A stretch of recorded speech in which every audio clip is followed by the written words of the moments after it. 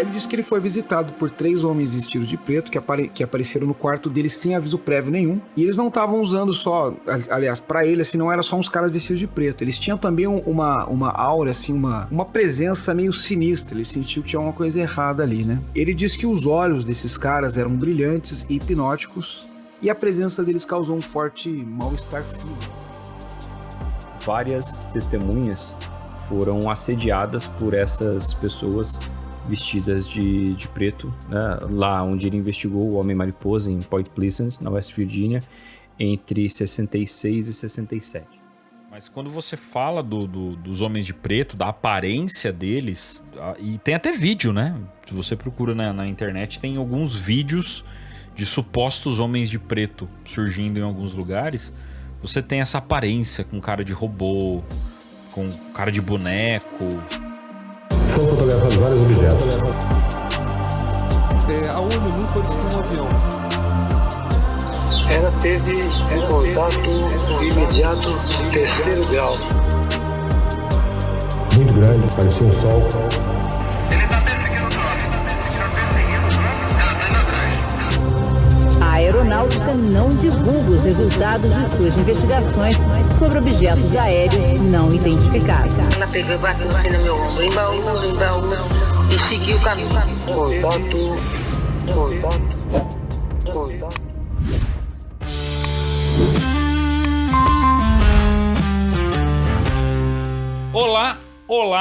Olá, contatados e contatadas. Sejam bem-vindos e bem-vindas a mais uma edição do O Contato Podcast. O seu podcast de ufologia que toda semana traz segredos, grupos, mistérios, agentes e muito mais.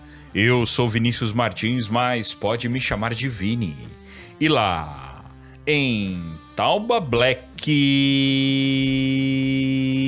Eduardo Oliveira, o nosso letra E de Taubaté. Como estás? Mais um dia no paraíso. Muito bem, mais um dia no paraíso e hoje de um outro paraíso, vindo das longínquas terras de Menin das Cruzes,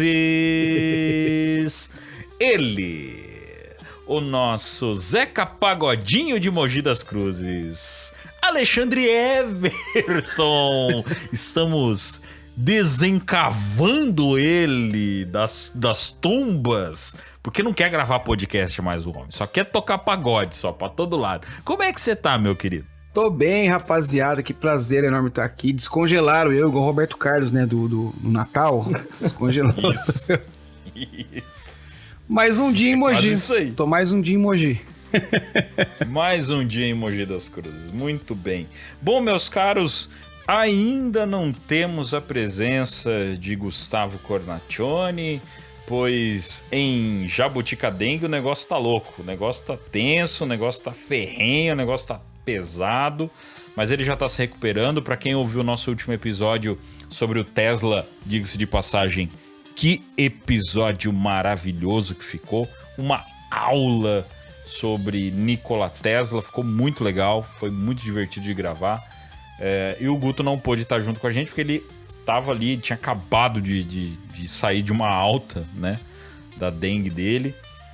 Mas tá tudo bem, tá tudo tranquilo, já tá se recuperando bem, já tá ok, só que para nossa gravação de hoje ele ainda não estava à vontade, estava com um pouco de fadiga ainda, então a gente escolheu deixar ele ali um pouco quietinho. E para isso nós fizemos aí essa invocação, né? Trouxemos diretamente das terras de Mogi das Cruzes nosso cara Alexandre Everton, que deixou a temporada do Além da Imaginação no meio do caminho, do nada. Né? Faltou 2. Esperando. Faltou só 2. Parou de gravar a segunda temporada do Além da Imaginação e acabou, não teve mais nada. Né? O último episódio foi com a gente, eu acho que ele ficou puto. É verdade, foi com vocês, né, cara? Não, eu achei que ficou insuperável, nada que eu vou fazer vai ficar melhor que aquilo, então é melhor parar. Nossa, você ficou puto com tanto de zoeira que a gente fez naquele O episódio ficou maravilhoso, cara. Ficou maravilhoso. O episódio sobre escala Kardashev, cara. Ficou muito legal. Ficou muito bom aquele episódio. Vocês têm que entender que a temporada, ela não tem... ela tem começo, mas ninguém colocou uma data lá do fim. Então, está aberta a temporada ainda. Uma hora termina. Tá aberta a temporada. Quando vai voltar e terminar, a gente não sabe. É tipo... pra quem gosta de anime...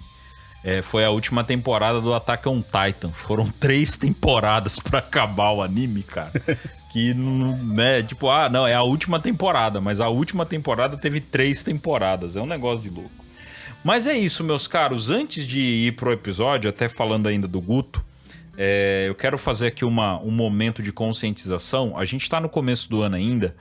E como vocês sabem agora, né, como eu trouxe aqui pra vocês a minha capivara... Eu sou um cara da prevenção, então é algo que eu me senti no dever de falar por conta da situação que nós estamos passando justamente agora. A gente tá no começo do ano ainda, a época das chuvas ainda tá rolando. A gente sabe que mais ali pra março, tal, as chuvas elas apertam um pouco mais antes de começar o outono de verdade. E a gente sabe muito bem que a dengue só fica forte lá pra maio, quando começa ali o finalzinho da época das chuvas. E o negócio já tá feio. Os números da dengue já estão muito altos. A gente já tem muita gente ali com casos de internação. A gente teve o Guto agora, que passou um perrengue. Antes dele, a esposa dele ficou com dengue. Então, gente, o nosso podcast ainda não é um podcast imenso, que atinge ali, né, 20, 30, 40 mil pessoas por episódio, mas a gente consegue falar aí com uma média de 5 mil pessoas pelo menos, tá? Então, conscientização, gente. Conscientização é algo que a gente precisa tomar cuidado, tá? Dengue não é brincadeira. Eu tive dengue no ano passado. Acredito que 80, 90% das pessoas que vão estar ouvindo a gente já tiveram dengue e sabe que não é brincadeira. Então, vamos conscientizar, evitar água parada, evitar acúmulo de lixo, água em vaso, essas coisas. Sempre dá uma olhada. Né, água do animal, olhem tudo isso, tá? Não vacilem porque não é brincadeira, não é brincadeira. E só quando a gente tá na pele que a gente sabe como que é complicado isso aí, beleza? Bom, meus caros, vamos então ao nosso episódio, um episódio diferente. Esse eu tô pressentindo que vai ser delicinha, hein? Tô sentindo que vai ser uma delícia de gravar esse episódio aqui. E a gente vai fazer uma coisinha diferente que eu já vou explicar para vocês. Então vamos para o nosso episódio sobre Homens de Preto. Sua opinião é importante pra gente. Curta, comenta e compartilhe este episódio para nos ajudar a crescer ainda mais.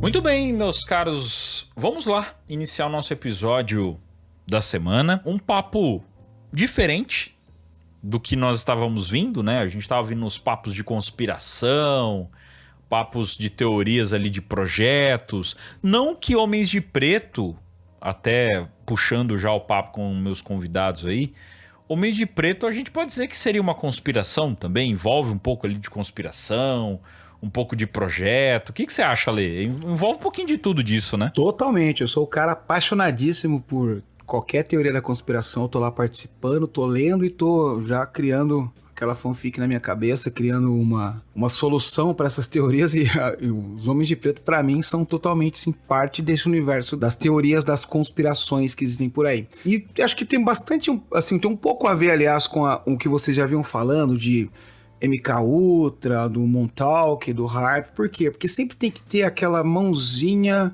invisível do governo, né? Ou de alguém que controle as coisas por trás. E os Homens de Preto são muito isso, né? Então, pra mim, é total Exatamente. teoria da conspiração. É, que os Homens de Preto a gente também traz muito da questão ufológica. Ele já é mais focado, né, na questão ufológica.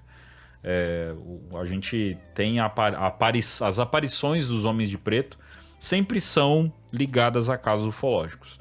Só que a gente vai fazer um negocinho diferente, porque é o seguinte, gente, essa pauta, como já foi explicado para vocês, nós puxamos aí a ajuda do Alê de uma forma meio que urgente, e o Alê tava ali pronto, né, como um ótimo camisa 6, né, um ótimo sexto homem. Era o único que tava online disponível, né? Não, jamais. Foi o primeiro, vou falar, sendo bem sincero, na hora que o Guto falou assim, eu acho que eu não vou conseguir gravar, fala com a Lê. Mas imagina, falei, nossa, imediatamente. Imagina a responsa que você joga nas minhas costas, substituir o Guto. Será que eu vou ter aquelas piadas sagazes dele? Não vou ter, né? Cara, pra substituir o Guto, você tá com antidepressivo em dia? Pra substituir o Guto, você não pode ter tomado seu antidepressivo do dia, cara. Você tem que estar num nível ali... Tem que estar ouvindo The Cure. Abraço, Guto. Isso aí, entendeu? Mas assim, pra tornar as coisas mais interessantes, a pauta é do Alê. Porque como ele não quis gravar no episódio dele, a gente grava, entendeu?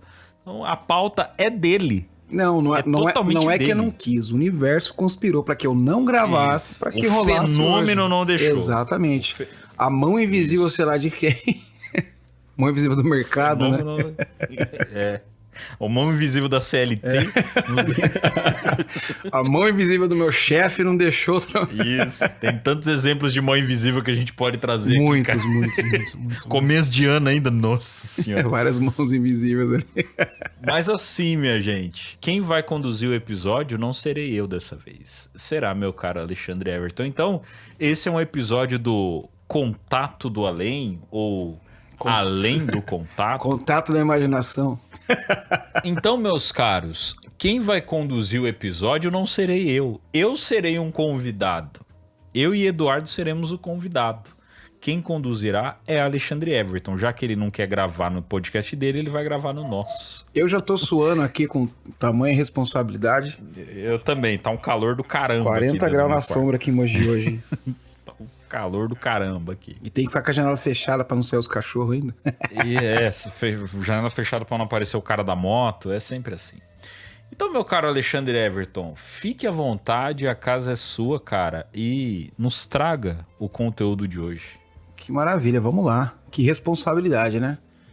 Bom, mas Homens de Preto. Eu decidi fazer essa pauta, né, pro Além da Imaginação, porque lá eu gosto de falar eu gosto de contar casos e tudo mais.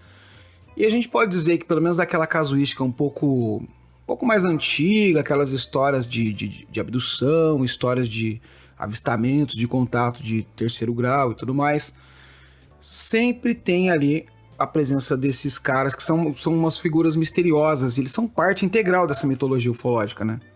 Sempre surge ali como agente secreto ou como algumas entidades enigmáticas que supostamente trabalham para suprimir e cobrir evidências desses avistamentos, desses contatos e tudo mais. É muito legal a gente investigar a origem deles, né? A origem, o propósito deles e tudo mais, vem desde a metade do século XX, do século passado, né? E até hoje permanece aí como um mistério bem intrigante e por isso estamos aqui para falar desses caras hoje. Eu dei uma investigadinha, eu vi que a primeira menção significativa assim, sobre Homens de Preto remonta lá nos anos 1950, que é aquele período que o interesse por OVNIs estava em alta, né? Foi quando iniciou ali, o que a gente conhece como nova ufologia, que já tá ficando velha, né?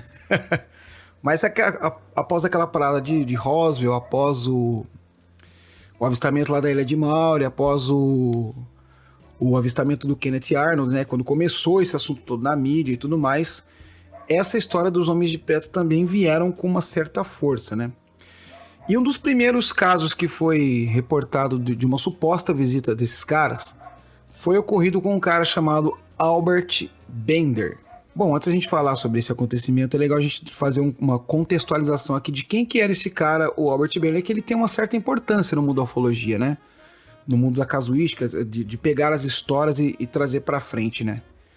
Ele é lá da Pensilvânia, nasceu em 1921, E durante esse boom que teve dos OVNIs, de avistamento, né, de histórias de contato e tudo mais, ele foi um dos principais pesquisadores de OVNIs lá nos Estados Unidos.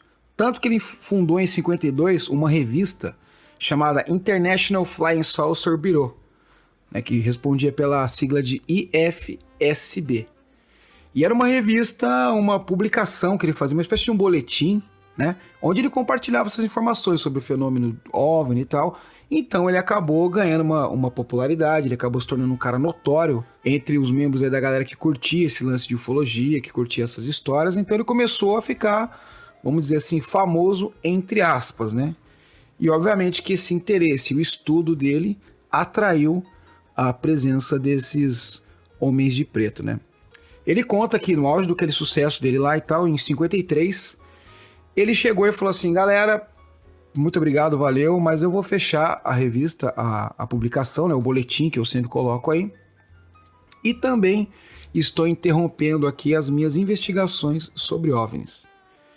E aí o pessoal ali, os membros o pessoal que assinava ali, o boletim dele, que participava com ele, a comunidade ufológica, ficou perplexo, falou: pô, o cara é um dos ícones da parada aí que tá trazendo aí bastante história, bastante coisa, aí de repente o cara fala que não quer mais, do nada. Mas segundo consta aí dentro dessas teorias e tudo mais, que nessa época ele havia sido visitado e silenciado por misteriosos homens vestidos de preto. Segundo o que conta, né, o que ele contou sobre essa visita que os caras fizeram para ele, os caras foram até ele e disseram que ele estava se aproximando demais da verdade, né, sobre OVNIs, sobre os casos ufológicos, que ele chegou a descobrir alguns segredos que não deveriam ser revelados ao público, e foi então que os caras chegaram e falaram pra ele assim: chega, você não sabe de nada, não viu nada, fica no teu canto, que é melhor pra você. Ele publicou um livro depois intitulado Flying Saucers and the Three Men, em 62, e aí que ele detalhou a experiência que ele teve, que foi assustadora, segundo ele. Ele detalhou isso aí praticamente 10 anos depois, né, do encontro que ele teve. E aí ele disse que ele foi visitado por 3 homens vestidos de preto que apareceram no quarto dele sem aviso prévio nenhum. E esses caras, eles não estavam usando só aquele traje escuro, né? Terno, gravata e chapéu. Porque naquela época, todo mundo que trabalhava ali, funcionário público, né? A gente vê por aqueles vídeos da NASA, né, que todo mundo ali meio que usa essa roupinha, né? Aquele óculos de acetato, né? Inclusive eu acho um visual muito louco. E eles não estavam usando só, aliás, pra ele, assim, não era só uns caras vestidos de preto. Eles tinham também uma aura, assim, uma presença meio sinistra. Ele sentiu que tinha uma coisa errada ali, né? Ele disse que os olhos desses caras eram brilhantes e hipnóticos, e a presença deles causou um forte mal-estar físico. Chegou a dar dor física mesmo nele, com sintomas de náusea e vertigem, só dos caras estar na frente dele ali. Pode ser explicado pelo medo também, né? E aí ele escreveu que esses caras falaram com ele de forma telepática, não foram assim, como que eu posso dizer, não falaram diretamente com ele. Não foram diretos, não falaram, eles falaram de uma maneira telepática com ele e falaram pra ele: olha, é melhor você parar imediatamente com as suas pesquisas e dissolver a sua instituição lá, né? O seu boletim, a sua revista e tudo mais. E a ameaça que eles fizeram era clara e contundente. Se você continuar investigando esses assuntos, algo terrível acontecerá com você. Esse encontro foi perturbador pra caramba, né, cara? Embora ele gostasse muito, tivesse uma personalidade muito determinada, ele falou: melhor eu dar um tempo, que eu não sei qual que é desses caras aí, e vamos parar com essas investigações, senão eu posso sofrer uma morte natural russa, como o Guto gosta de dizer.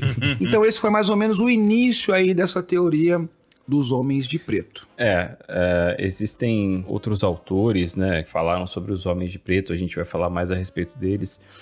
Esse é o primeiro caso realmente significativo que descreve os Men in Black, né, os homens de preto, justamente na intimidação de um ufólogo. O cara tinha a organização dele ali, publicava o boletim, como o Alexandre falou, e os caras chegaram e falaram: olha, para aí, senão vai acontecer alguma coisa com você. Então o cara achou melhor parar, e isso aconteceu diversas vezes com muita gente ao longo da história da ufologia. Não só da ufologia, mas de outros fenômenos anômalos ou paranormais, enfim. Inclusive a gente pôde notar que esses relatos são quase tão antigos quanto a própria ufologia moderna. né? Roswell e Kenneth Arnold foram ali em 47, então poucos anos depois, já em 53, você tem o primeiro relato, pelo menos, né, em 53, desses homens aí agindo. Eu até acho que seja provável que alguém tenha sido intimidado, coagido, enfim, antes disso, né, e aí não falaram nada, mas pelo menos o primeiro relatado está aí em 53. Então também não é uma exclusividade de casos ufológicos grandes ou de ufólogos mais preeminentes, ou então de casos específicos, né? Não é uma coisa que começou nos anos 90 com o filme do Spielberg. Não, isso aí já acontecia desde o início do estudo detalhado dos discos voadores. Esses casos de Homens de Preto eu acho legal. Eu particularmente sempre, obviamente, comecei a conhecer Homens de Preto com o filme, né? Eu acho que não tem quem não faça essa relação, né, dos Men in Black com o filme lá do Will Smith, enfim. Só que, quando eu ouvi a primeira vez sobre os Homens de Preto, e aí fazia essa relação com o filme, na minha cabeça os Homens de Preto eles eram bonzinhos, né? Eles eram pessoas que faziam o bem e salvavam o mundo. E aí quando eu comecei a ouvir a história de que eles são reais, né, de que eles podem ser reais e que na maioria das vezes eles apareceram só para ameaçar e coagir as pessoas, para que as pessoas não fizessem ou não dessem seguimento nos seus conhecimentos. Falei, caramba, cara, como assim, né? Só que num primeiro momento, quando você começa a falar deles, fica aquela questão de que, tá, mas isso pode ser um cara do FBI, um cara da CIA, pode ser um cara de qualquer instituição fazendo esse tipo de coisa. Só que o interessante é que eles surgem exatamente na mesma... Isso que é engraçado, né? Como eles surgem exatamente na mesma época em que todos aqueles programas que a gente já trouxe aqui, né? De Painel Robertson, na mesma época ali do início do projeto Blue Book. É tudo na mesma época. É isso que eu acho engraçado. E tinha, né? MJ12, querendo ou não, já tava... A possibilidade do MJ12 já tá ali no meio de tudo isso. Então essa questão dos Homens de Preto, eu, por exemplo, não sabia que era dessa mesma época. Eu não tinha esse conhecimento, né? Eu não sabia dessa história do Bender, que ele foi o primeiro coagido ali, o primeiro cara que foi acuado pelos Homens de Preto para ele não levar adiante os assuntos dele. Eu não tinha conhecimento disso. Uma coisa que é interessante, cara, que se a gente parar pra pensar, o próprio caso Roswell, ele parece que foi uma coisa assim que passou de amadora pra profissional de um dia pro outro, né? Tanto que tem relatos que os militares falaram que tinham pego alguma coisa estranha e tal, e no outro dia já não, colocaram aquela foto, né? Foi um balão meteorológico e tudo mais. Então tem essa impressão de que criaram ali, talvez ali um escritório de gerenciamento de crise meio que rapidão ali, e passaram a lidar com esse tipo de coisa, né? Então você vê que por isso que casa um pouco com o começo da popularização da nova ufologia, vamos dizer assim, né? Quando começou a se popularizar os casos de avistamento e tudo mais, com o aparecimento desses caras, né? O que faz muito sentido se a gente partir do princípio de que o governo esconde algo, de que o governo não quer que a grande massa saiba do que está acontecendo. Obviamente que eles queriam colocar ali alguém para apertar a galera, para dar um jeito para conter esses relatos, né? E você falou sobre, poderia ser um agente do FBI e tal. Se a gente for ver pela vestimenta, tem tudo a ver com um agente do FBI. Mas tem uma coisa também assim que o americano teme muito, né? Principalmente nessa época, que eram os mafiosos. E se você parar para pensar, ele tem um quê de máfia italiana. Sabe aquela coisa do Poderoso Chefão?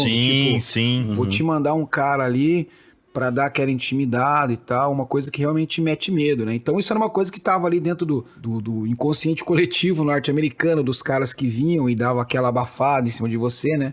Que dava aquela intimidada, e casa muito bem com essa imagem dos Homens de Preto, né? Poderiam, assim, facilmente se passarem por mafiosos italianos, né? Uhum. Eu sempre cito aqui, é a melhor referência que eu tenho de cultura, não vou falar cultura pop, né? Porque não é algo que está acessível para todo mundo, mas é jogo. que é o XCOM. Ah, boa. Né? Eu sempre trago essa referência aqui. O XCOM, ele tem falam que é muito ruim, na verdade, eu nunca joguei.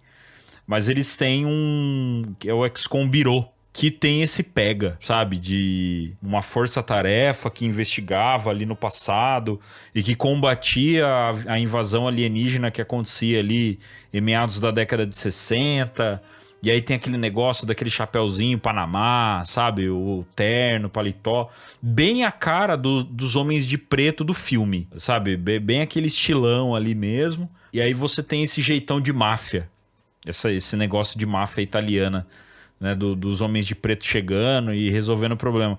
Só que aí a gente começa a parar para pensar, é onde entra, por exemplo, o trabalho do Projeto Blue Book. Um dos pontos do Projeto Blue Book era justamente usar a mídia, a cultura das pessoas, para colocar mentiras em cima do fenômeno, para explicar ele como qualquer outra coisa. E quando não se tinha explicações naturais, as explicações vinham como filme, cultura, coisa de cultura pop, tanto que até hoje a gente tem. Só que os homens de preto, para a cultura pop, até hoje são tratados na cultura pop como os super-heróis. São os caras que estão ali protegendo a Terra, que ninguém pode saber da existência deles, que eles vêm e apagam a nossa memória se a gente acabar vendo eles, e isso até aumenta um pouco mais das teorias também. Mas eu acho interessante isso, cara. Essa questão que você falou da máfia italiana, realmente, tem muito elemento, né, de uma máfia, isso aí. Se a gente puxar pro histórico e para onde isso surge, a época que isso surge, a gente está vindo mais ou menos da época em que a máfia italiana se envolvia com a máfia americana para fazer tráfico de whisky, porque tinha lei seca nos Estados Unidos. E aí você tinha ali Al Capone, esses nomes que se envolviam com a máfia americana, né, para fazer esse tipo de tráfico. E aí acaba misturando, né? Uma coisa acaba meio que se misturando com a outra. Não, e essa história do governo ter uma mãozinha invisível, como nós estávamos dizendo aqui no começo, ela é meio que bem assim, bem penetrante nessas histórias, né? Eu me lembrei agora, a gente falando dos Homens de Preto, daquele caso do incidente de Kecksburg, né? Que aconteceu em 65. Foi na Pensilvânia também. E o que aconteceu? Lá caiu um objeto estranho, não sei se vocês conhecem esse caso, mas, assim, a grosso modo, resumindo aqui, caiu um objeto estranho na floresta, uma galera viu e tal, o pessoal viu o negócio atravessando o céu ali e tudo mais. Naquele tempo, eles relatavam, ou ligavam pra polícia, ou ligavam pra rádio local, né? Então tinha uma rádio local, lá o pessoal tudo começou a relatar e tal, e o cara que era o radialista ali, o jornalista da rádio, ficou bem interessado e foi um dos primeiros a chegar no local. Conta a história de que ele tinha preparado todo um dossiê ali e avisou pela rádio, olha, tal dia eu vou fazer um especial aqui contando tudo que eu apurei sobre esse caso. Antes dele ir pro ar, ele recebeu uma visitinha de uns caras. E aí ele fez o programa totalmente desconcertado, a voz dele ali meio embargada e ele falando coisas meio sem nexo, que não tinha nada a ver com o caso, e passou um pano enorme no caso, né? E aí foi isso mesmo que aconteceu, gente, não era nada, era não sei o que e tal, e passou um pano ali, né? E aí o pessoal achou aquilo meio sensacionalista, achou que ele tinha feito pra ganhar audiência e tudo mais, mas esse cara, tempos depois, teve uma morte misteriosa. Ele foi atropelado por um carro, assim, que atropelou ele e fugiu. Ele tava de férias, se não me engano. Faz tempo que eu fiz episódio sobre isso aí. Mas era uma história meio assim. Então tem esse elemento também por trás dessa história de Kecksburg. Além de muitos outros casos, né? Que dá pra gente citar aqui. Inclusive caso brasileiro, né? Sim, sim. Uhum. Não, a gente vai chegar no ponto de citar caso brasileiro.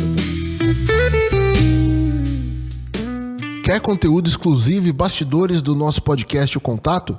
Siga a gente nas redes sociais agora mesmo. O link está na descrição do episódio.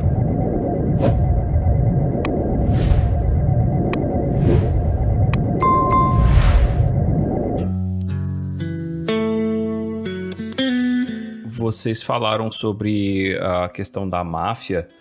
Pô, agora eu queria ver um filme dos Homens de Preto dirigido pelo Scorsese, pô. Seria totalmente ia ficar bom diferente. Demais, cara. A gente falou sobre a questão dos relatos dos MIBs, né, serem quase tão antigos quanto a própria ufologia moderna, de certa forma eles são. Existe um relato de 1947, que é do caso Maury Island, que aconteceu inclusive antes de Roswell.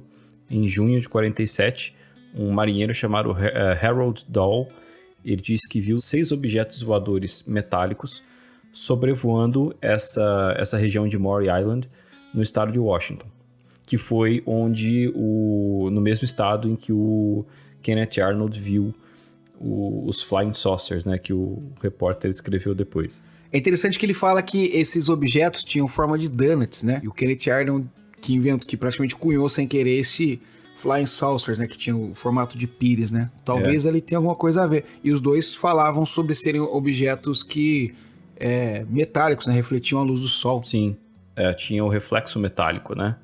E aí um desses objetos explodiu no ar e derrubou uma substância metálica aparentemente quente que matou o cachorro e machucou o filho dele.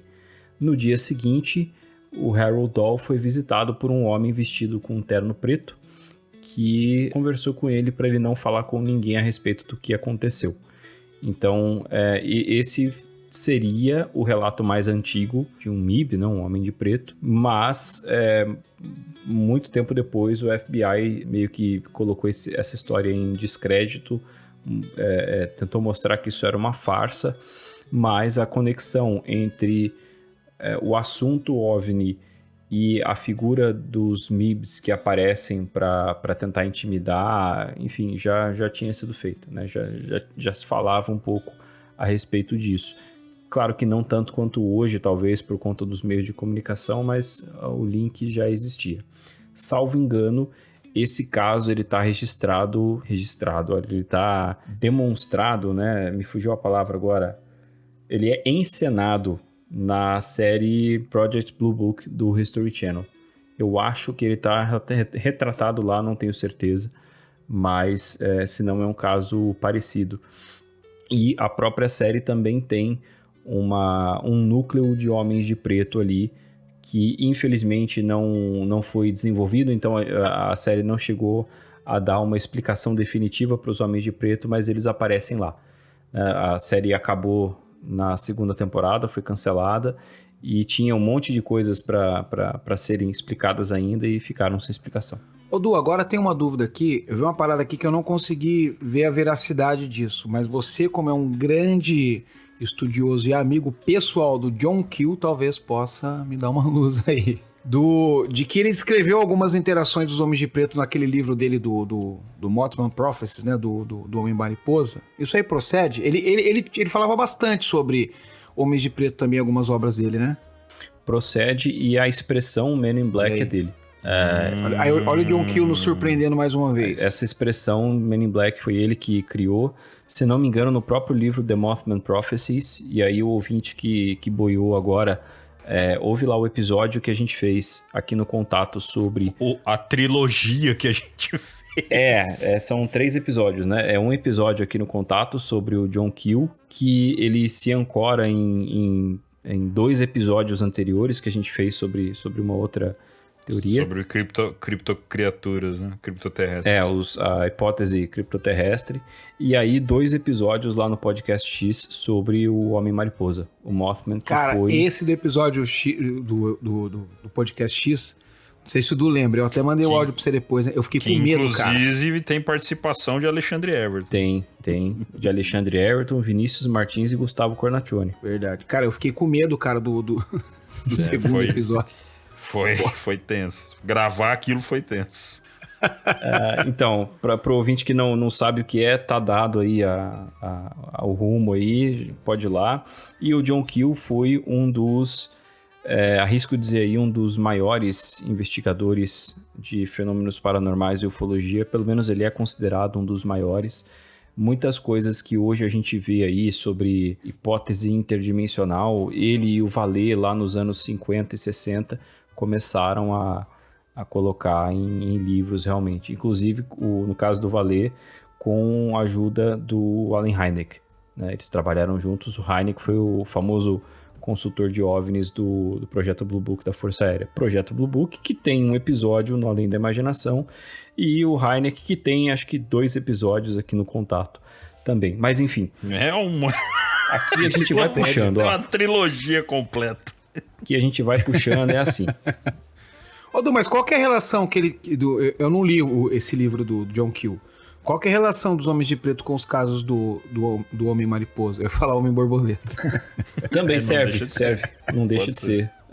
Homem Borboleta, Homem Coruja, ele apareceu em vários lugares do mundo e recebeu nomes diferentes, né? Mas, bom, para começar, várias testemunhas foram assediadas por essas pessoas vestidas de preto, né? Lá onde ele investigou o Homem-Mariposa, em Point Pleasant, na West Virginia, entre 66 e 67. E muitas dessas testemunhas falavam que esses homens de terno sabiam detalhes das vidas particulares delas e usavam isso em uma conversa de tom intimidatório, para que elas não falassem a respeito dos avistamentos que elas estavam tendo. E quando esse livro foi publicado, ele realmente cimentou assim, essa cultura dos homens de preto nos fenômenos paranormais e na ufologia. Especialmente porque o Keel, ele era bom de marketing, então ele já realmente pegou uma expressão que poderia ser facilmente... Expressão chiclete, né? Uma coisa que facilmente era atrelado, né, ao que ele queria passar. Ele é quase como o termo disco voador, sabe? O cara, ele definiu isso numa expressão. Não existe uma relação direta entre o John Keel e os Homens de Preto, no sentido de que ele foi visitado, não. Mas ele deixava abertas as possibilidades para o que eles seriam.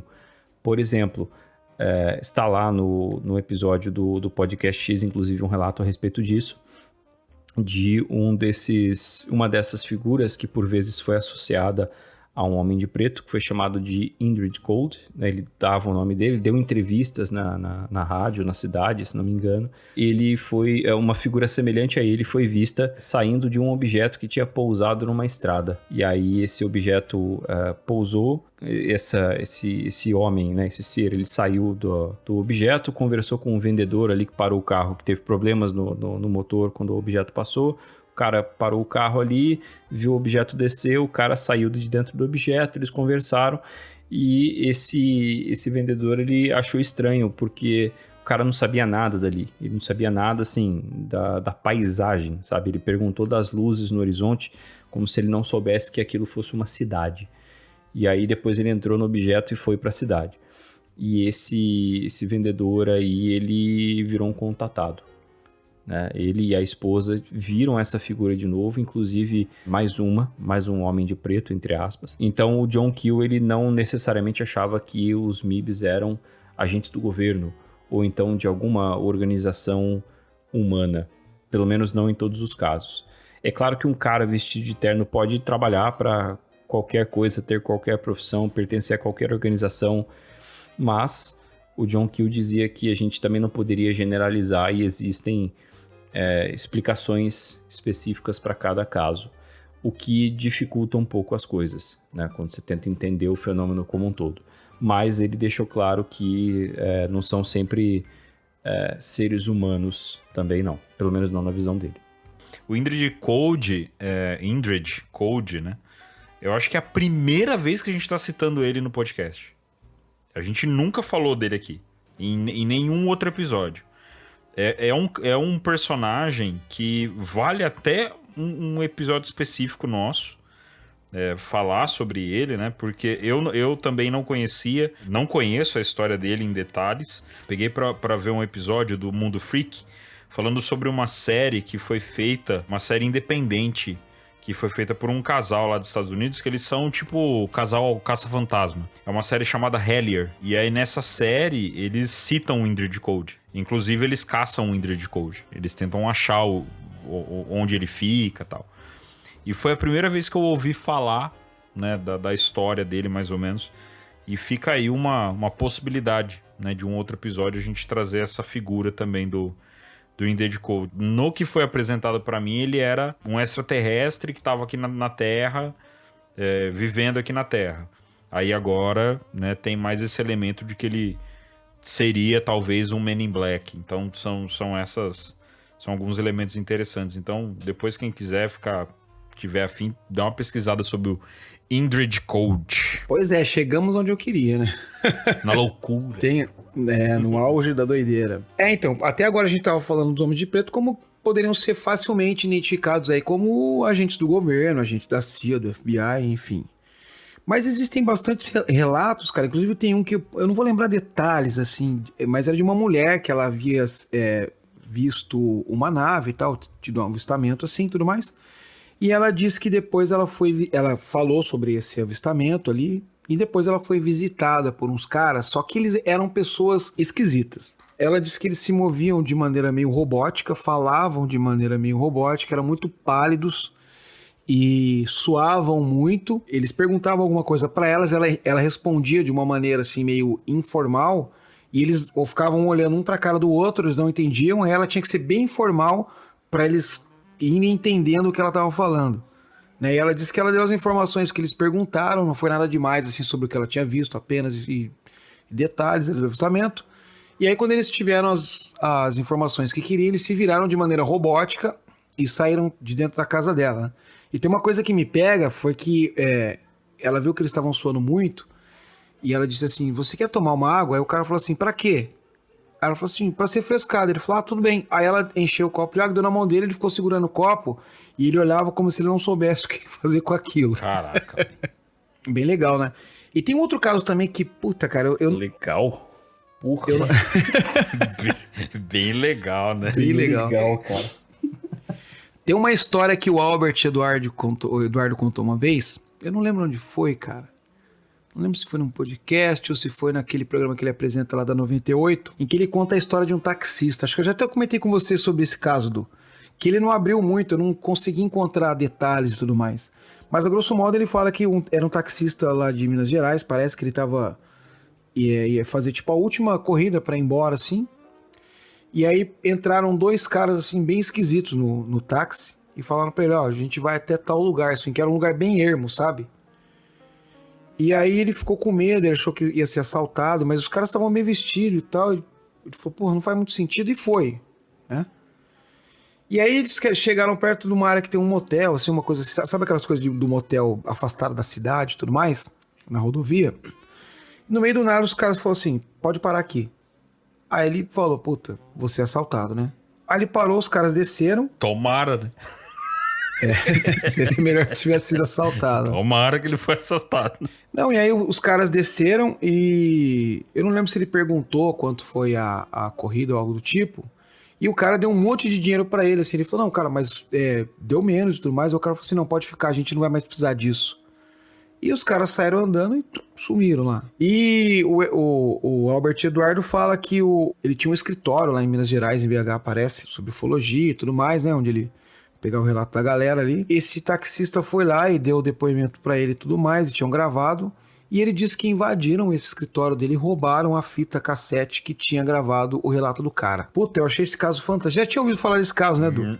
Eu particularmente não tinha. Já, eu acho que inclusive foi você que comentou comigo mesmo, mas também assim, sem tantos detalhes, entendeu? Então, eu nunca consegui encontrar muito detalhe disso, cara. Eu vou tentar encontrar de novo esse vídeo aí e vou mandar o link pra vocês colocarem na descrição. Eu vou ver se eu acho, cara. Cara, eu achei essa história fantástica e uma pena que não tenha tanta elemento, divulgação, né? Não tem tantos detalhes, né? Porque é uma história interessantíssima, daquelas que eu sou vidrado, né? E já que chegamos no Brasil, né? Que tal a gente abrir a caixa de Pandora dos Men in Black brasileiros? As camisetas mais estilosas de Contato estão na O Contato Store. E o estoque é limitado, hein? Garanta a sua antes que acabe.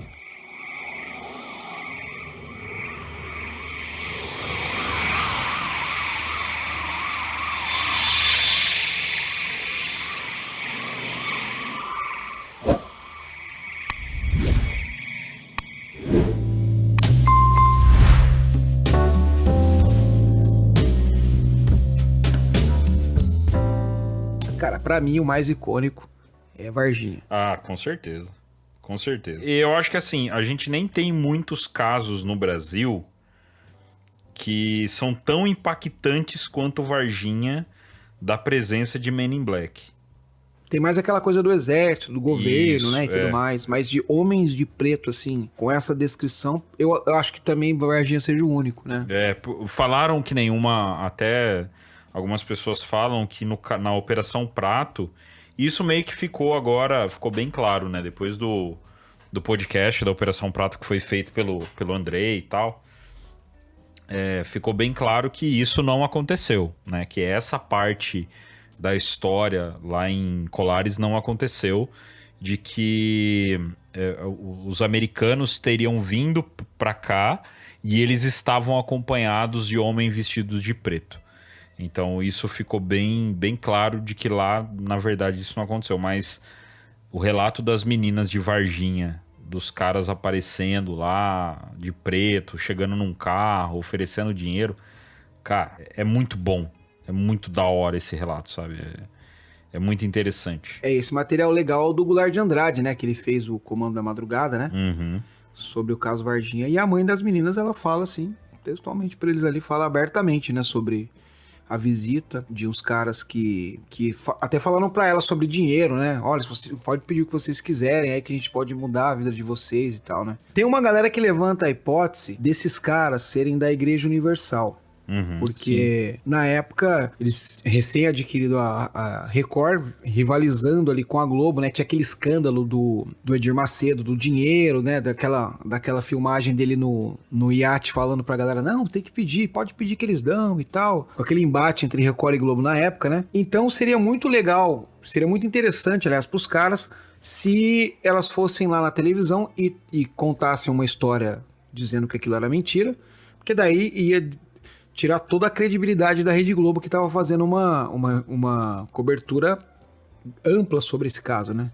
Então existe essa possibilidade. Eu acredito um pouco nessa possibilidade, não vou nem dizer acredito, eu levo em consideração pelo seguinte, na casuística que a gente vê da aparição de homens de preto, geralmente é muito ameaça, né? Do tipo, olha, melhor você não falar nada, senão vai ficar ruim pra você. Eu nunca tinha ouvido falar sobre o lance do dinheiro, sabe? Agora a gente pode pagar, se suas filhas vão ter a vida que quiserem aí, vai mudar o futuro de vocês e tal, né? O que denota, assim, parecer ser uma galera vindo de uma instituição ou de uma organização que tem uma grana disponível, uma grana boa, para comprar o silêncio ou comprar ali uma inverdade sobre o caso, né? Então, de certa forma, para mim, dentro do caso Varginha, dentro desse contexto, e dentro do contexto brasileiro também, dá para ser levado em consideração essa hipótese de serem membros ali da emissora da Rede Globo ou da igreja, enfim. Não sei, mas se fosse alguém que quisesse tirar a credibilidade da Rede Globo. É alguém também de alguma entidade, né? Alguém de algum lugar, que não seria homem de preto. Mas também não podemos descartar que a gente sabe, quem gosta do caso Varginha, que teve uma atuação muito grande do governo norte-americano nesse caso, né? Então não pode ser descartado. E agora eu não sei se eu criei essa ideia ou se realmente ela fala pro Goulart de Andrade que um dos caras não era brasileiro.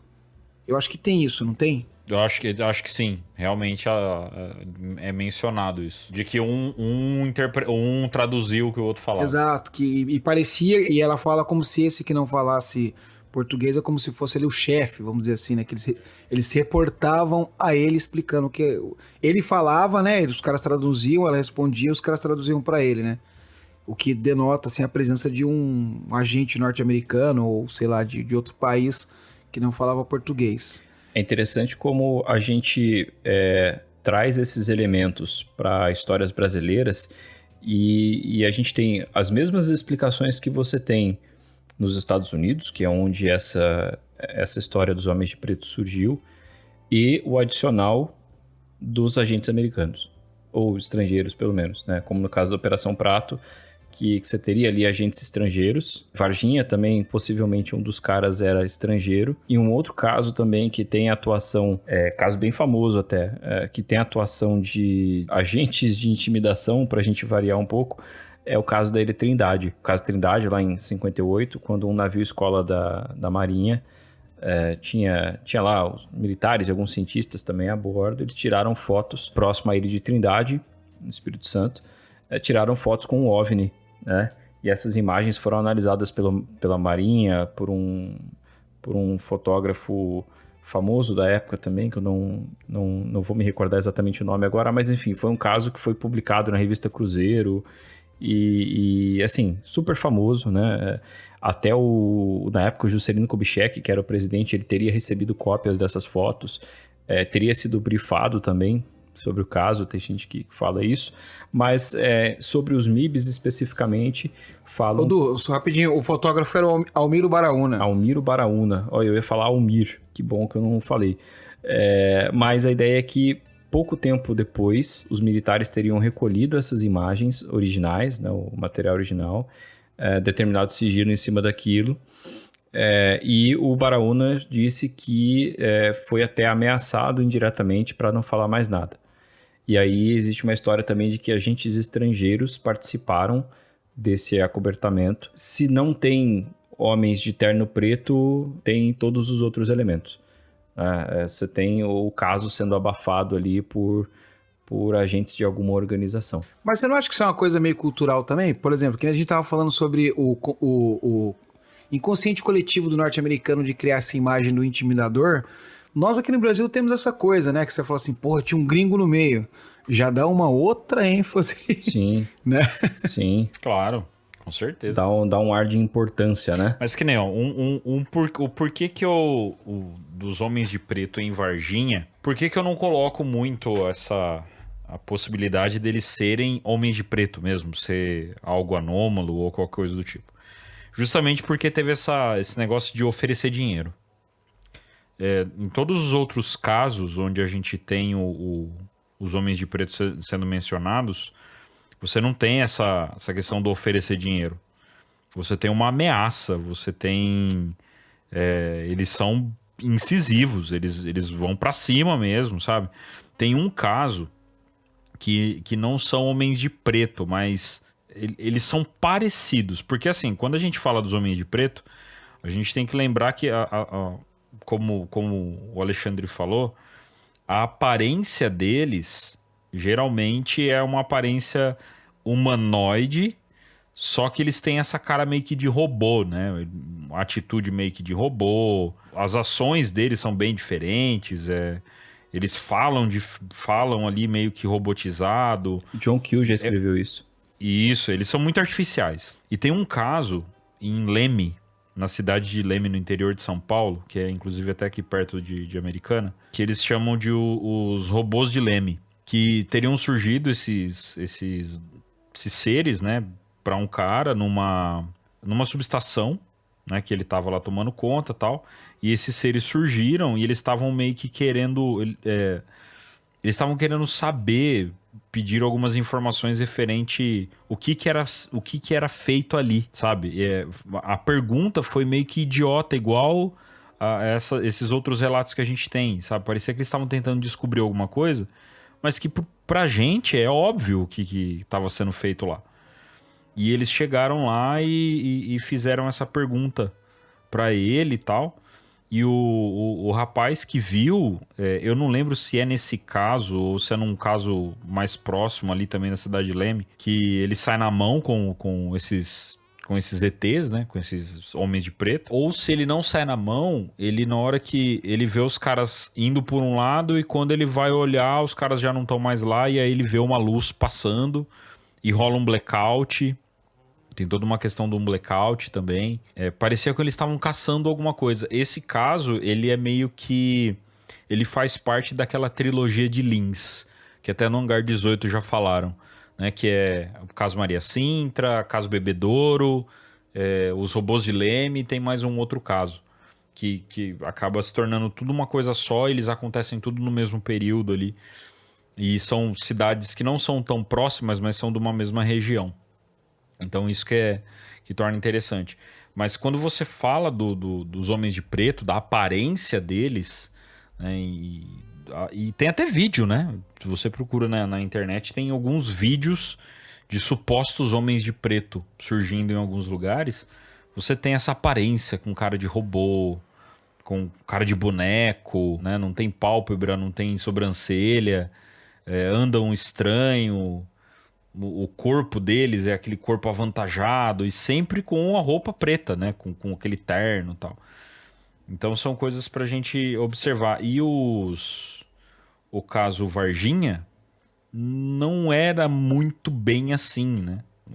A comunicação era mais clara, teve essa questão da possibilidade do suborno, não teve uma ameaça, né? Não teve vamos dizer assim, o estranho foi eles aparecerem. Até a insistência também deles foi um pouco estranha, né? Porque eles voltaram mais vezes e tal, né? Tipo, pensa bem, já pensaram, e aí, né? E Homens de Preto não tem muito disso. Eles chegam a ameaça e se você não cumprir, cara, é morte natural russa, entendeu? Então, esse é o rolê. Parece enforcado com 30 tiros nas costas. Entendeu? É bem isso aí. Só para a gente fechar a lista de casos brasileiros com possíveis MIBs, caso Botucatu, de 68. Teve a queda de um objeto estranho em Botucatu, né, interior de São Paulo.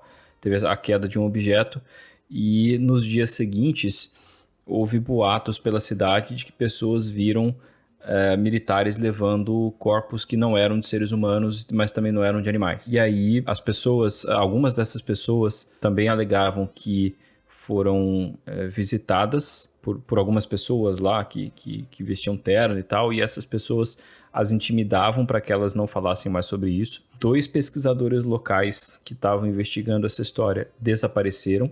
Esses homens eram bem vestidos e tinham um comportamento estranho. Conversavam com as testemunhas, faziam perguntas, às vezes que eram também muito simples a respeito da própria cidade, a respeito do que viram, e faziam essas perguntas e intimidavam para que não falassem mais a respeito disso. Assim, esse caso ele tem uma investigação bem escassa, até se a gente pensar que a gente está falando da queda de um objeto e recuperação de corpos. Se você vê o caso Varginha mais ou menos como isso também, então você entende que o caso Varginha é do folclore brasileiro hoje, mas o caso Botucatu não. Tem a participação de MIBs também. E se eu não me engano, o caso Botucatu é um dos casos que eu tava falando. Eu acho que o caso Botucatu entra na trilogia de Lins, se eu não me engano, cara. Eu também acho, Se eu não me engano. Cara, tem o caso Feira de Santana também, cara. O caso é Feira de Santana, só que já é Bahia, né? Já é outro caso já, mas... Não sobre a trilogia. Tem uma atuação interessante, que já no caso não seriam exatamente homens de preto, né?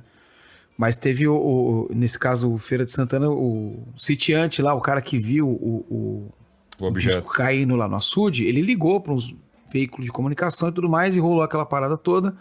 E depois o pessoal queria entrevistar ele, a esposa dele, posteriormente falou, não, isso não tem nada a ver, ele tava bêbado e tudo mais, e o cara se nega a falar sobre a história até hoje, né?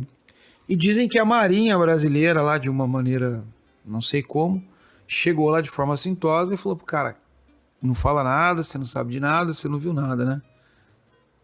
E esse caso Feira de Santana também tem uma participação, uma suposta participação do governo norte-americano que, segundo relatos aí, estariam monitorando esses objetos através do NORAD também, mais ou menos parecido com o caso de Varginha, né? Uhum. O caso Feira de Santana, eu acho que junto com o caso da Ilha de Trindade, o caso Feira de Santana e o caso da Ilha de Trindade são, acho que talvez os 2 casos mais polêmicos que a gente tem na casuística brasileira. E ambos envolvem aí essa necessidade de acobertamento. É isso que é interessante, né? Os 2 casos são casos que até hoje ninguém conseguiu... Que nem o caso Varginha, a gente tem meio que uma certeza de que algo aconteceu. Porque tem militar, tem uma história muito grande em cima disso. A gente tem a certeza de que algo aconteceu. A gente não sabe o quê. Agora, o caso Ilha de Trindade e o caso Feira de Santana são 2 casos que o debate hoje, dentro do meio ufológico, é se eles são reais. Se eles são reais, que no caso Feira de Santana tem gente que fala que na verdade foi o prefeito que armou aquilo ali para poder trazer popularidade para a cidade. E o caso da Ilha de Trindade, alguns falam que eram militares jogando um prato pro alto e o fotógrafo tirando foto. Dizem que até uma neta do Amiro Baraúna disse que ele fez aquilo de trollagem, de piada e tal. E que ele contava que contava pra família que era tudo brincadeira e tudo mais, né? Diz uma neta dele, né? Então, são 2 casos bem polêmicos, só que ao mesmo tempo são 2 casos que a gente tem a presença, né? Essa suposta presença aí de pessoas, ou sei lá o que é, fazendo essa ameaça, né? De que pra acabar com tudo. É estranho a Marinha, né? Tá envolvida nessa parada, né? Sim. Eu me lembrei de uma história agora que não tem nada a ver com o assunto aqui, mas é teoria da conspiração também, então vale. Manda. Só manda. Daquele caso da história, aliás, não só o caso, né? Da história em volta da Pedra da Gávea, né? Que dizem que tem inscrições fenícias lá e tudo mais, né? E tem uma história de que um pesquisador, não sei se era norte-americano e tal, o cara era gringo, né? Que ele... Acho que ele era mergulhador, um lance assim, ele era especializado em fundo do mar e tudo mais. Ele gostou dessa história e veio conferir. Ele falou, pô, se os caras estiveram aqui, se esses fenícios chegaram aqui há muito tempo antes mesmo, eles têm que ter deixado alguma evidência e tal. E o cara mergulhou lá na Bahia, lá na costa ali onde tem a Pedra da Gávea, e disse que encontrou 2 ânforas, né, que são aqueles vaso grandão assim, que tinham inscrições fenícias e tudo mais, e que a Marinha foi lá e confiscou do cara e falou, não, isso aqui tá sobre a nossa jurisdição, aqui tá nas águas brasileiras, exato, nosso território é nosso, e sumiram com essas ânforas aí. E ele teria aquilo como prova de que os fenícios realmente estiveram aqui. E, cara, de verdade, eu acredito nessa história da Pedra da Gávea, cara. Não vem nada ao caso, mas eu acredito de verdade. Porque, porra, o mundo é muito grande, a civilização tá aí, os fenícios, eles eram grandes navegadores e tudo mais, né? Eles podem ter passado por aqui, não tem nada de mal nisso, né? Só que aí o pessoal meio que... Isso ia dar uma entortada boa na história, e aí como é que a gente faz, né? Então resolveram ali dar uma insuflada nesse assunto, com a presença da Marinha brasileira aí, participando como os nossos Men in Black made in Brasil. Cara, pior que assim, ó, a gente fala que não teve nada a ver, mas assim, qual que era a missão dos Men in Black? Né? Quando a gente busca ali a função e o propósito deles, né? Apagar evidências, né? Eles vinham para acobertar o negócio. Eles vinham ali para fechar o assunto, para não deixar a conversa continuar, e eles tinham toda a orientação, né? Sempre que eles surgem, né? A gente fala eles tinham como se fosse no passado, mas a especulação é que até hoje você tem, né? Eles surgindo para esconder aí qualquer coisa que seja. Vamos supor que, além deles terem essa responsabilidade, um dos pontos deles também é ficar na cola de autoridades do país, para que as autoridades também façam esse trabalho, né? Se os Men in Black são parte da CIA, né, quando a gente fala de Men in Black, é muito difícil a gente não citar MJ-12, no caso. Os Men in Black seriam talvez até criação do próprio MJ-12. O que garante que, na verdade, o Exército, a Marinha, não teve essas atitudes naquela época por orientação deles, por uma fiscalização deles? Hein? Isso é uma coisa bem factível, assim, bem crível, vamos dizer assim, né? Porque se a gente parar pra pensar, você pega os espiões, por exemplo, na Segunda Guerra Mundial, eram caras que atuavam, claro que com um outro interesse, né? Mas atuavam de uma maneira muito parecida, né? Eles eram infiltrados ali no outro meio, no inimigo, por exemplo, e conseguiam ali plantar algumas informações falsas e tudo mais, né? Ou pegar informações sigilosas. Então eram caras treinados para isso, que passavam ali muitas vezes incólume, né? Passavam de maneira não perceptível, né? Então, assim, para a CIA, por exemplo, e para todos esses projetos que vocês já citaram nos outros episódios e outros que tiveram também do governo norte-americano, seria muito fácil treinar um cara desse, né?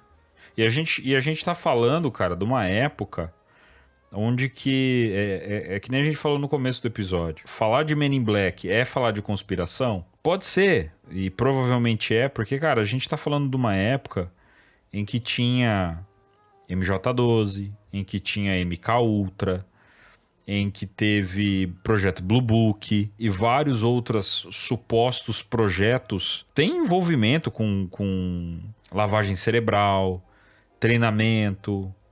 Então, qual que é a possibilidade, né, de que os Men in Black, na verdade, são membros aí do governo, membros de poderes militares que estão ali para realmente atrapalhar tudo e não deixar que as pessoas se aproximem da verdade? Então o que garante? Nada garante. Hoje a gente está tendo o papo aí dos psionicos e que o assunto de projeto Stargate e visão remota está se tornando uma realidade. E quando a gente fez o nosso episódio, eu peguei e falei, cara, para mim não cola muito essa história não, acho que não faz muito sentido. Menos de um mês depois vem um militar falando, ó, na verdade isso é tudo real. Isso foi tudo real. A gente tem a prova cabal? Não. Mas são coisas que... visão remota está dentro do site da CIA. Não foi encontrado em qualquer lugar. Projeto Stargate e visão remota estão dentro do site da CIA, dos documentos da CIA. E aí que a gente acaba entrando nesses pontos. Então, assim, Homens de Preto, a questão é que a gente não tem um documento ainda, mas que de repente pode surgir, um documento que fale deles. Um documento vindo ali de um FBI, de uma CIA, de algum projeto secreto que a gente ainda não conhece, ou que a gente já conhece, mas ninguém botou a mão no fogo, falando que os caras são real. Vini bateu o martelo então e disse, eles existem. Não é bem assim também. É bem assim também. Vou com calma. Não me coloque. Não me coloque nessa situação. Mas na sua opinião, Vini, você já deu a sua opinião, contexto aí, né? Mas pra Cara, eu acho que... simplificar. A minha opinião é assim, eu acho que os Men in Black, como homens de preto estranhos que surgem na calada da noite com um carro preto, eu acho meio estranho. Mas homens que são responsáveis por chegar até pessoas que chegaram perto demais do segredo e eles de vez em quando dá aquele famoso presta atenção e fala assim, ó, eu acho que você tá chegando perto demais e tá na hora de você cala-te boca. Eu acho que isso é totalmente plausível, cara. Pra mim também, o governo faria muito isso, né? Não só o governo norte-americano, como qualquer outro governo faria muito isso, né? A gente vê em casos, por exemplo, o próprio Brasil, na época do governo militar, né? Que tinha os agentes lá do DOPS que espionavam, assim, entre aspas, as pessoas e tiravam informações. Então, assim, para um governo treinar um cara desse é muito fácil, né? E um assunto de tamanho interesse, né? Eu acho que em algum momento houve uma movimentação do governo norte-americano utilizando homens com essa aparência até física e com essa postura também, né? Com essa maneira de abordar as pessoas. E isso deu início a todas essas teorias da conspiração, né? Se eu fosse contar que recebi só a visita aqui de um cara do governo e perguntando para mim algumas coisas, talvez não ficaria tão fantástica quanto eu gostaria que fosse. Então, poderia colocar... Pois é. Poderia ser a teoria dos homens da prancheta, né? No Brasil. Seria o IBGE, na verdade, uma célula dos homens de preto? Já pensou? Ele chega assim, então, Bini, eu sei que você tem 2 televisões na sua casa e uma geladeira. Você tem gato net que eu sei. Já criaríamos aí a teoria dos homens da prancheta, né? Eu não queria perguntar, mas eu vou perguntar. E você, Edu? Aí sim. É aquela história, né? Eu não acredito, mas eu tenho medo.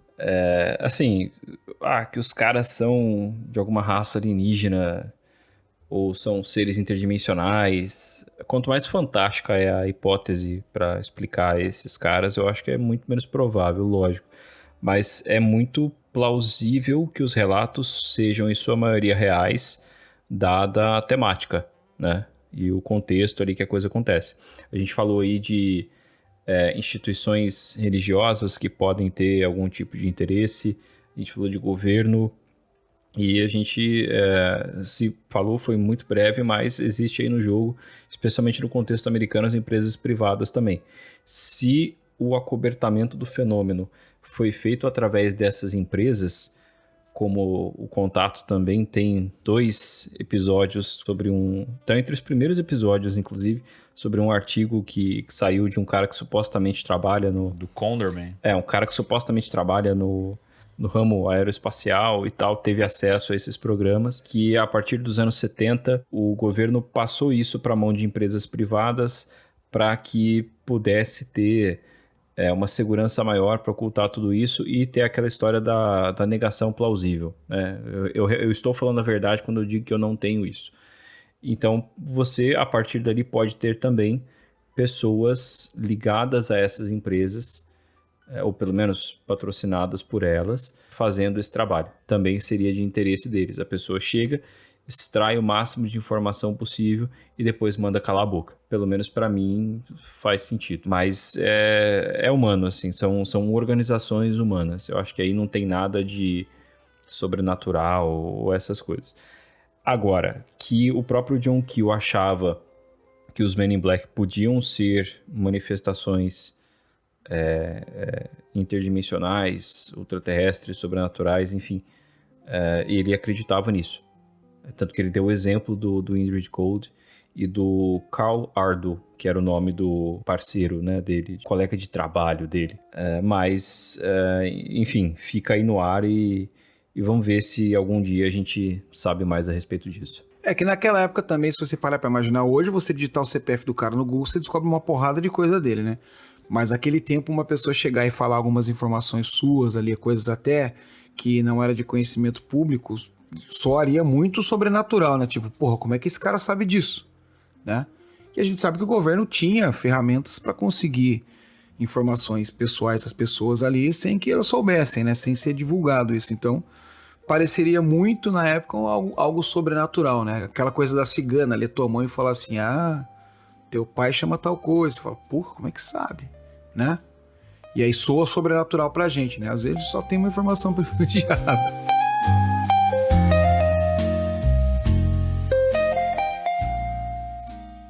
Seu apoio é essencial para continuarmos com o podcast O Contato. Contribua no Apoia-se e faça parte dessa jornada com a gente.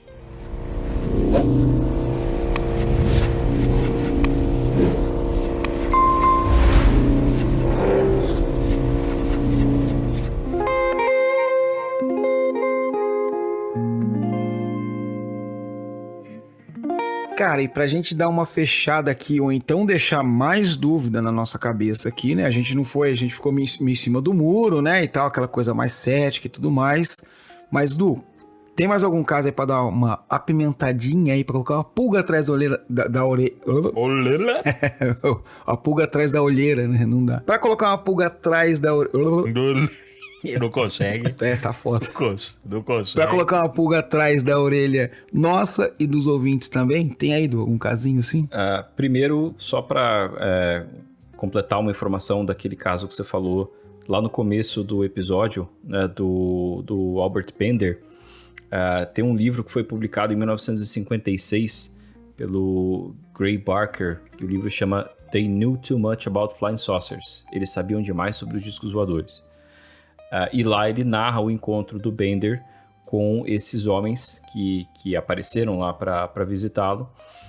E o próprio Barker já sugeriu que eles seriam agentes do governo tentando encobrir o caso, né? Então ele explanou essa história antes do próprio Bender, né? Ele explanou antes do próprio Bender, sim. O Bender contou para ele, né? E aí ele foi colocar no livro e depois o Bender começou a falar publicamente sobre isso.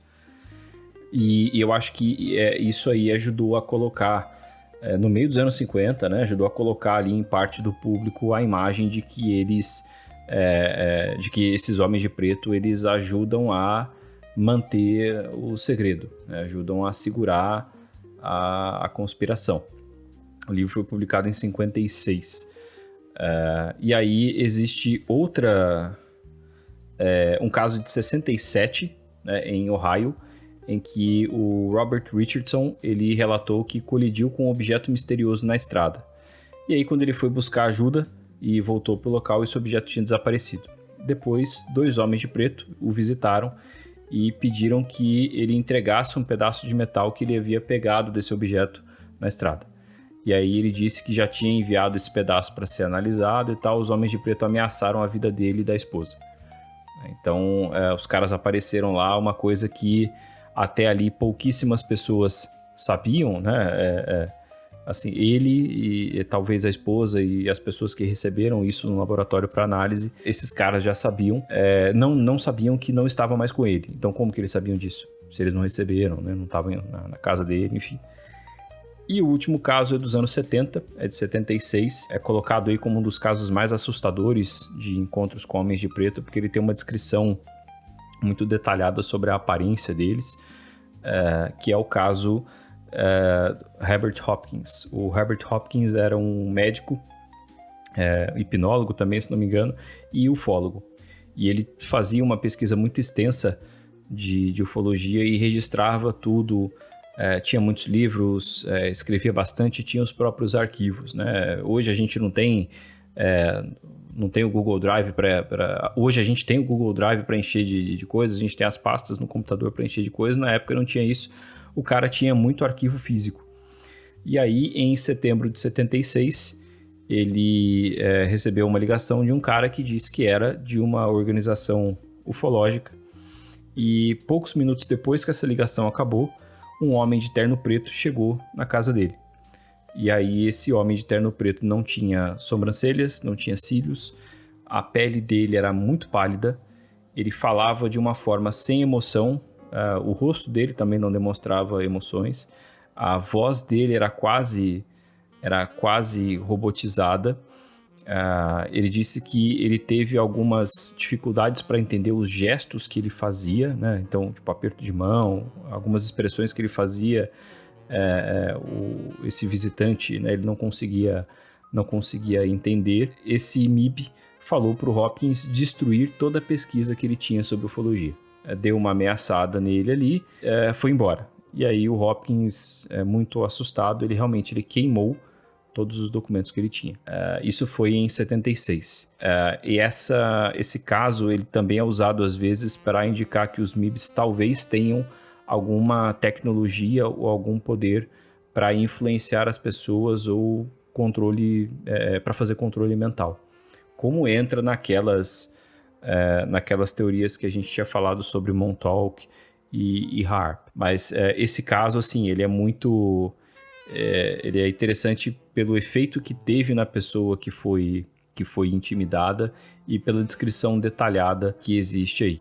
A partir daí também houve uma consolidação maior da mídia, né, de uma forma geral, e aí eu acho que houve uma retroalimentação da cultura popular e dos casos. Então já tinha programas na televisão em que os MIBs eram retratados, tinha quadrinhos em que os MIBs eram retratados. Nos anos 80, aquela série Unsolved Mysteries teve um episódio sobre os Homens de Preto. Nos anos 90, o Arquivo X tinha os Homens de Preto.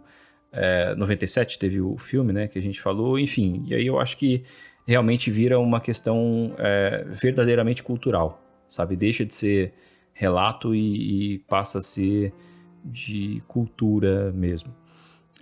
Falei de Arquivo X, agora no século XXI, Fringe também tinha umas figuras lá de terno meio robotizadas, claramente inspiradas nos MIBs. Videogames, né, também, o Vini falou do XCOM, a gente teve, eu acho que era do Nintendo 64, Perfect Dark, que tinha também os MIBs, lá eles trabalhavam com alienígenas, e tem um outro jogo também da Remedy, é o Control, que tem ali, não tem os MIBs diretamente, mas tem inspirações, né? Tem agentes de uma agência secreta lá que investigam fenômenos paranormais, enfim. Então virou essa retroalimentação da cultura e dos relatos, como acontece muitas vezes aí em vários elementos misteriosos. E só fazendo um adendo aqui, eu me lembrei de onde eu vi o Albert Eduardo contar essa história. Foi numa live que ele fez junto com o...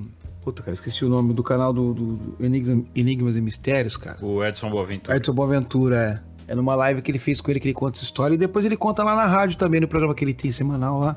Eu mandei o link aqui, depois você coloca pra galera. Esse caso é super interessante, eu queria saber mais sobre ele, que ele é maravilhoso.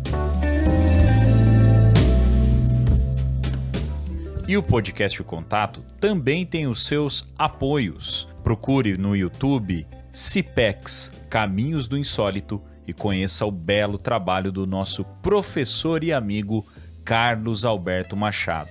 E também procure no YouTube Portal Fenômeno e acompanhe o grande trabalho do pesquisador e amigo Jackson Camargo.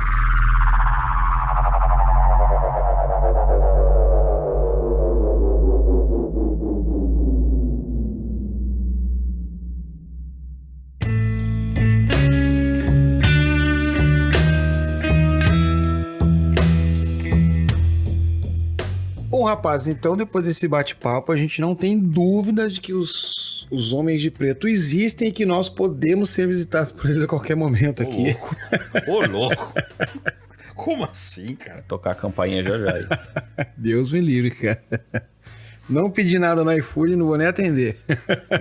Cara, mas assim, porra, papo super legal. Eu adoro vir participar com vocês aqui. Muito obrigado por me chamarem e me deram essa baita responsabilidade, né? De além de substituir o Guto, também de conduzir o episódio. Espero que eu tenha conseguido fazer aí da melhor maneira possível. Dei meu máximo aqui para conseguir contar essa história e fazer esse bate-papo com vocês, que, pô, é sempre maravilhoso. Ficaria horas aqui falando, cara. Cara, eu acho que o pessoal aí deve ter curtido. Eu curti pra caramba o papo. Já coloquei você na responsa, porque realmente eu iria ficar mais de espectador mesmo, ouvindo, né, colocando, lembrando algumas coisas que a gente sempre fala, né, uma coisa ou outra e tal. Foi um papo muito maneiro, cara. E é um papo mais leve. Ultimamente a gente tá trazendo muita conspiração pesada, e aí calhou das coisas que vieram aí do governo americano. E aí essas conspirações acabaram ganhando um poder maior, então ficou um papo muito pesado. Então vim com um papo assim, mais leve, é gostoso, né? Gostoso pra caramba. Se o Guto tivesse aqui junto com a gente, nossa senhora, aí ia ser fantástico. Esse episódio tinha tudo pra ser um episódio meio que de quinta série até. Porque ele tem a aura da quinta série. Porque Homens de Preto a gente permeia com o estranho, né, dessa questão do acobertamento, e ao mesmo tempo tem muita chacota em cima. Então, nossa, dá pra fazer muita piada em cima disso aí. Mas o papo foi maneiro. O próprio filme, né, o MIB, ele trouxe essa... É uma chacota própria, né? Exato, esse ar mais leve pro assunto, né? Quem sabe aí, né, até uma maneira de descredibilizar esse assunto, né? Fica Sim. A dúvida aí. Sim. Trabalho do projeto Blue Book, né? Basicamente um trabalho do projeto Blue Book. Mas, Ale, cara, você é sempre muito bem-vindo aqui, né? Gostei da experiência de não ser o apresentador. Gostei de verdade dessa experiência. Né? É uma ideia boa. Gostei mais. Farei mais vezes. Ficar tranquilo. Farei mais vezes essa brincadeira de não segurar o rojão, né? Deixar o rojão pros outros. Trazer a pauta dos outros, fazer aqui. Fale, fique à vontade. Use o espaço é seu. Então o pessoal podia ouvir aí o podcast Além do Contato, ou Contatos do Além. Contatos da Imaginação, olha que maneiro, ficou um nome legal. E valeu, Ale, valeu mesmo, cara. Você é sempre bem-vindo e é com certeza aquele jogador que a gente tá ali olhando, fala, cara, se precisar, grita ele, né? É o nosso sexto homem. É o Diney, cara. Você é o Diney, década de 90 do Corinthians, sabe? Entra pra resolver? Entra pra resolver o negócio. Que isso. É isso aí. É longe de mim. Não, cara, mas é um prazer, porra, adoro. Tanto que a galera assim não sabe, né? Mas a gente praticamente grava um episódio antes de gravar o episódio, né? Conversa que a gente tem. Isso é maravilhoso, cara. Adoro. E eu fiquei tranquilo também porque o Edu tá aqui, né? Quando começa a cair a bola, eu já logo jogo pro Edu, que aí o Edu vai e resolve. Ele que é o cara que resolve, na verdade. Cara, eu queria ter em mim metade das confianças que você tem em mim, cara.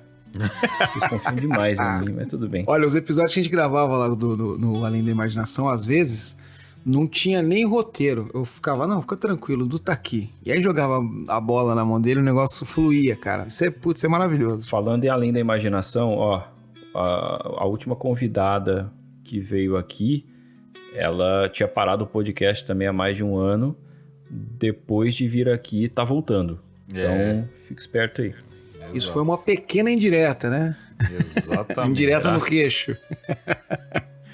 Não, rapaziada, assim que eu ficar mais tranquilo com o trampo, com as responsabilidades aí do jovem adulto, né? O jovem adulto de 44 anos, recém-completos aí, eu volto sim, porque pra mim é um prazer, assim, eu faço Além da Imaginação sem olhar números, sem pensar na audiência. Claro que faço pensando em fazer um trabalho legal e tal, mas é uma grande terapia, pra mim é uma parada que eu adoro, e assim que tiver tempo, vocês podem ter certeza que vai vir mais episódio aí. E você não pode cobrar, porque o podcast está parado lá, hein? Rapaz, e aí... Mas tá voltando também, calma. Calma. Maravilha.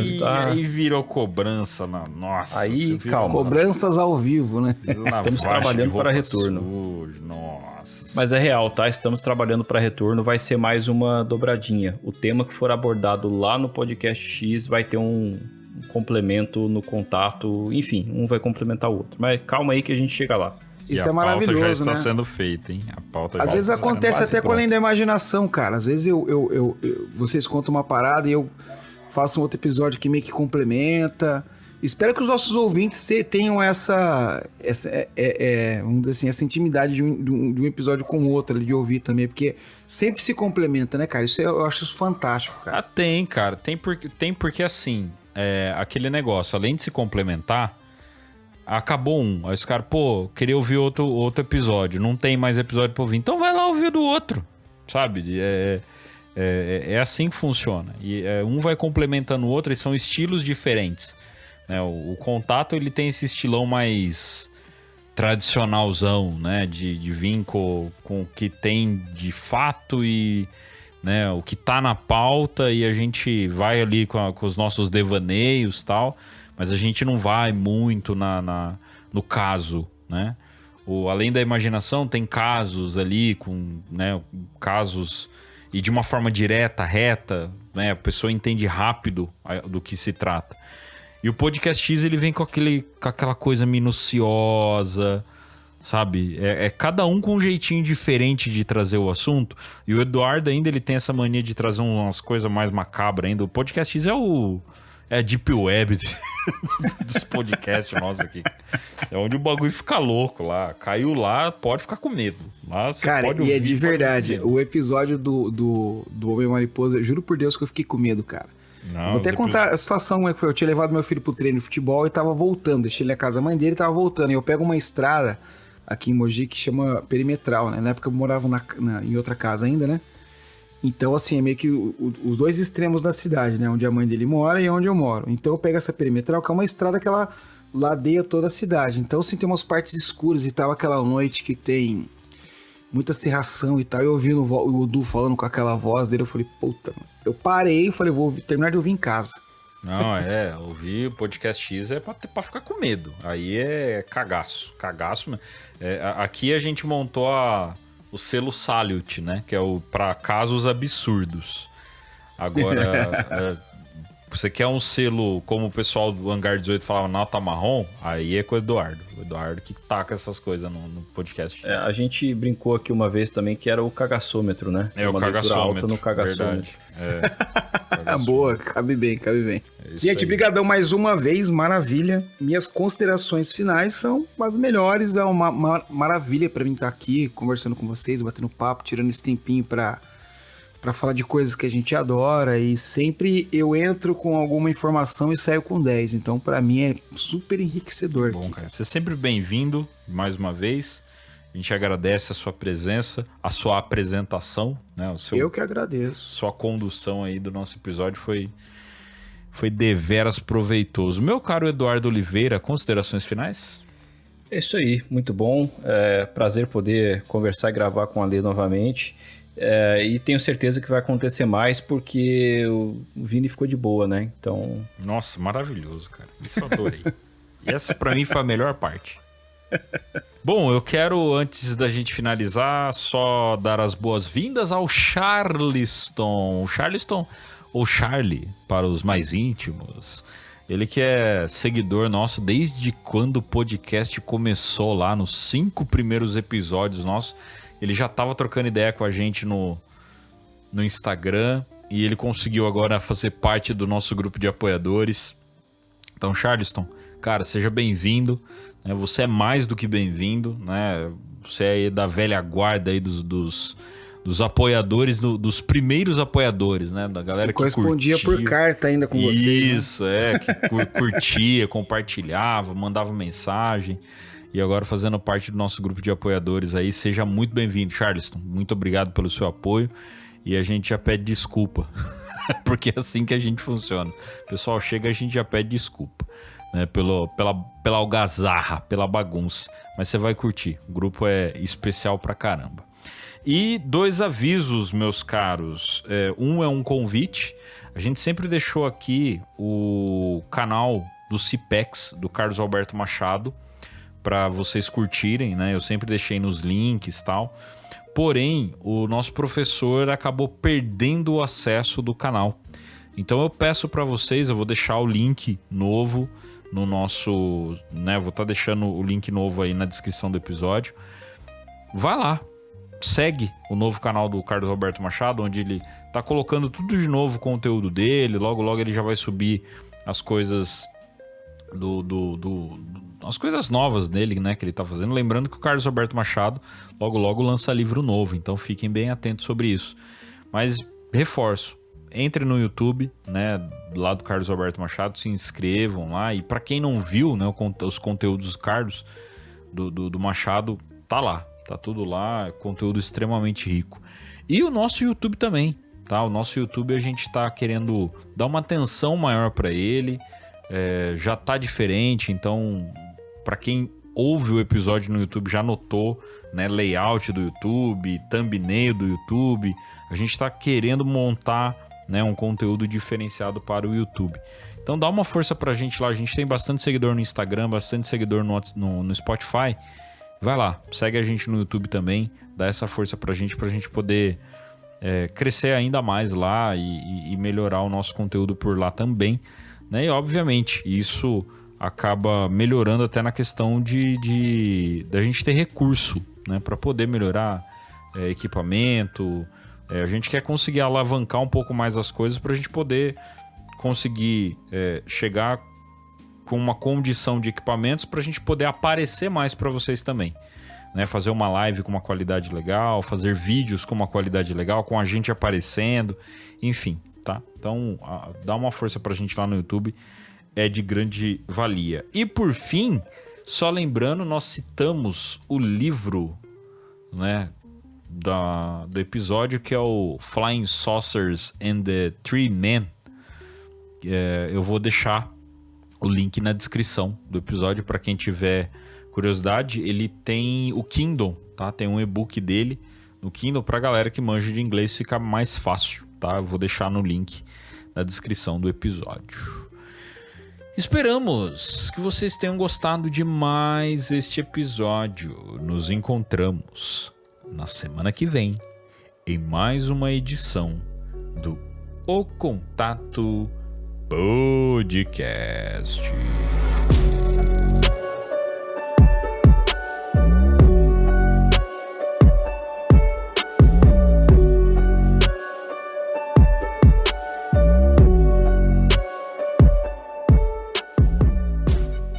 Mais algo, Ale?